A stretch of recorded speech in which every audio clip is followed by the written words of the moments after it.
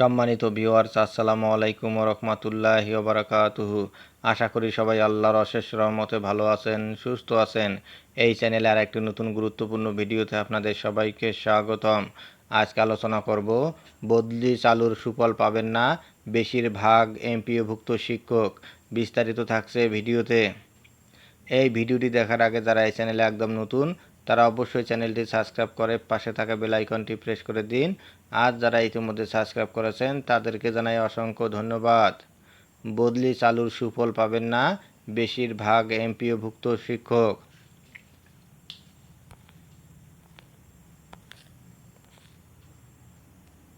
দীর্ঘ প্রতীক্ষার পর এমপিওভুক্ত শিক্ষকদের বদলি প্রক্রিয়া শুরু হচ্ছে।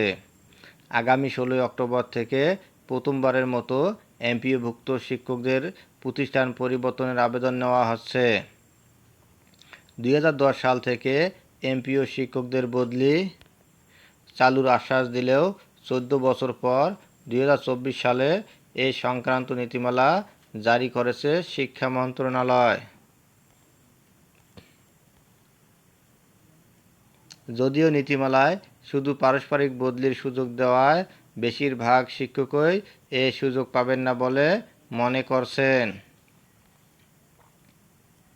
গত 1 আগস্ট বেসরকারি এমপিওভুক্ত সরকার থেকে বেতনের মূল অংশ পাওয়া শিক্ষকদের বদলি নীতিমালা প্রকাশ করেছে মাধ্যমিক ও উচ্চশিক্ষা মাওসি বিভাগ।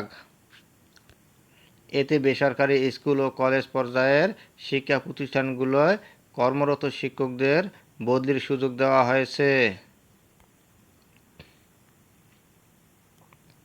নীতিমালা অনুযায়ী শুধু সমপদে কর্মরত 2 জন শিক্ষকের লিখিত সম্মতিপত্র সহ পারস্পরিক বদলির আবেদন বিবেচনা করা হবে। চাকরির আবেদনের উল্লিখিত নিজ জেলা ছাড়া অন্য জেলায় বদলির জন্য আবেদন করা যাবে না। তবে নারী আবেদনকারীরা স্বামীর জেলায় বদলির জন্য আবেদন করতে পারবেন। নিয়োগ পাওয়া শিক্ষকের চাকরি 2 বছর পূর্ণ হলে বদলির আবেদন করা যাবে। অসম্পূর্ণ বা ভুল তথ্য সংবলিত আবেদন বিবেচনাযোগ্য হবে না এবং চাকরি জীবনে কেবল একবারই বদলির সুযোগ থাকবে। প্রতি বছরের 16 অক্টোবর থেকে 15 ডিসেম্বর পর্যন্ত শিক্ষকদের অনলাইনে একটি সফটওয়্যারের মাধ্যমে বদলির আবেদন করতে বলা হয়েছে নীতিমালায়।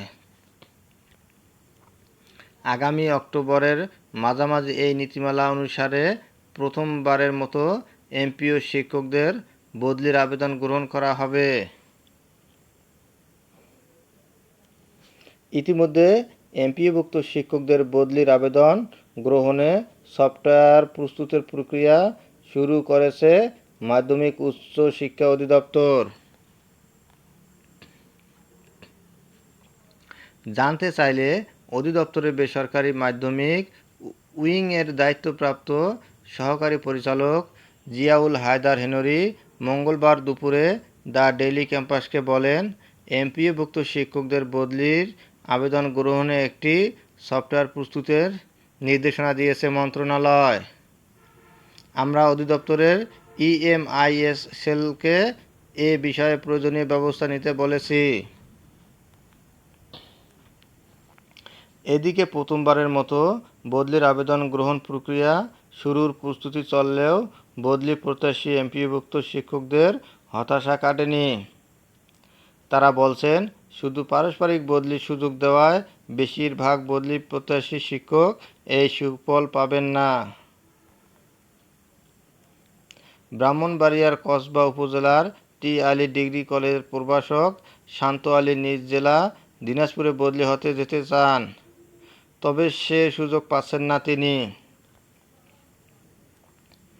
দ্য ডেইলি ক্যাম্পাসকে এই শিক্ষক বলেন, দিনাজপুর উপজেলায় এমন কোনো শিক্ষক পাচ্ছি না যিনি ব্রাহ্মণবাড়িয়ায় বদলে আসতে চান। শুধু দিনাজপুর নয়, পুরো রংপুর বিভাগেই ব্রাহ্মণবাড়িয়া বদলি হয়ে আসতে চাওয়া কোনো শিক্ষকের সন্ধান পায়নি। তাই আবেদন শুরু হলেও বদলির আশা আশাই থেকে যাবে। কুমিল্লার চান্দিনা উপজেলার রেদওয়ান আহমেদ কলেজের প্রভাষক মোহাম্মদ আবু হানিফ নিজ জেলা মাগুরায় বদলি হয়ে যেতে চান। তিনি দ্য ডেইলি ক্যাম্পাসকে বলেন, পারস্পরিক বদলির জন্য প্রার্থী না পাওয়ায় বদলির সুযোগ পাব না। এত দূর অন্য কালচারের জেলায় মানিয়ে নেওয়া কঠিন। আশা ছিল বদলি হয়ে নিজ জেলায় যাব, কিন্তু সে সুযোগ নেই। শূন্য পদের বিপরীতে বদলির সুযোগ দিলে আমরা বদলির সুযোগ পেতাম। খাগড়াছড়ির মানিকছড়ি উপজেলার দক্ষিণ টেঙ্গুছড়া ইসলামিয়া দাখিল মাদ্রাসার ট্রেড ইন্সট্রাক্টর মোহাম্মদ মঞ্জুর রহমান বগুড়ায় বদলি হতে চান। তিনি বলেন, এমপিওভুক্ত স্কুল কলেজের শিক্ষকদের বদলির সুযোগ দিয়ে নীতিমালা জারি হলেও কারিগরি ও মাদ্রাসা শিক্ষা বিভাগের এমপিওভুক্ত শিক্ষকদের সে সুযোগ দিয়ে নীতিমালা এখনও জারি হয়নি। আবার স্কুল কলেজের মতো পারস্পরিক বদলির সুযোগ দিয়ে মাদ্রাসা ও কারিগরি শিক্ষকদের জন্য নীতিমালা জারি হলেও বদলি হতে পারব না। কারণ বগুড়া থেকে খাগড়াছড়িতে কোনো শিক্ষক বদলি হয়ে আসতে চাচ্ছেন বলে আমার জানা নেই। তাই শূন্য পদের বিপরীতে এমপিওভুক্ত শিক্ষকদের বদলির সুযোগ দেওয়ার দাবি জানাই। একই কথা বলেন নোয়াখালী সদর উপজেলার সোনাপুর কলেজের প্রভাষক মোহাম্মদ নুরুল আমিন। সাতক্ষীরা জেলায় বদলি হয়ে যেতে চাইলেও আগ্রহী শিক্ষক না পাওয়ায় বদলির আবেদন করতে পারবেন না।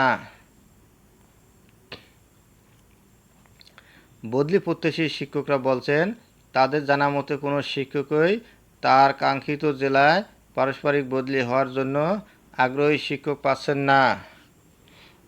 তাই নীতিমালা জারি ও মোটা অঙ্কের টাকা খরচ করে সফটওয়্যার প্রস্তুত করা হলেও সেটি শিক্ষকদের কোনো কাজে আসবে না। তারা নীতিমালা সংশোধন করে শূন্য পদের বিপরীতে বদলির সুযোগ দেওয়ার দাবি জানান।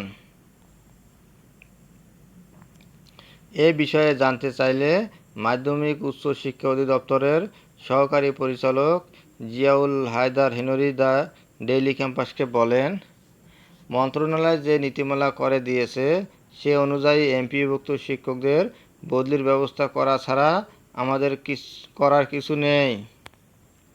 তবে মন্ত্রণালয় নীতিমালা সংশোধন বা পরিমার্জন করলে এভাবেই আবেদন দেব। এসব বিষয়ে জানতে মাধ্যমিক উচ্চ শিক্ষা বিভাগের সিনিয়র সচিব ডক্টর শেখ আব্দুর রশিদ, মাধ্যমিক 2 অনুবিভাগের অতিরিক্ত সচিব মোহাম্মদ রবিউল ইসলাম ও যুগ্ম সচিব জহিরুল ইসলামের সঙ্গে মুঠোফোনে যোগাযোগের চেষ্টা করা হলেও তাদের সাড়া পাওয়া যায়নি। তবে অনুবিভাগের উপসচিব Sayed Z Morshed Ali the Daily ক্যাম্পাসকে বলেন, শুধু পারস্পরিক বদলির সুযোগ দেওয়ায় এমপিওভুক্ত শিক্ষকরা বদলির আবেদন করতে পারছেন না বলে আমরা জানতে পেরেছি। এ বিষয়ে আমাদের একটু বিস্তারিত জানালে আমরা ঊর্ধ্বতন ও কর্তৃপক্ষের সামনে বিষয়টি তুলে ধরব।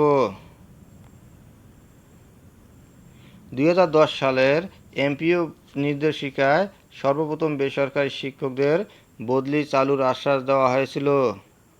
ওই নীতিমালায় বলা ছিল, সরকার চাইলে নীতিমালা প্রণয়ন করে এমপিওভুক্ত শিক্ষকদের বদলির ব্যবস্থা করতে পারবে। এরপর 2013 সালে জারি হওয়া ওই নির্দেশিকা সংশোধনী 2018 সালের ও 2021 সালের এমপিও নীতিমালাতেও একই কথা বলা ছিল।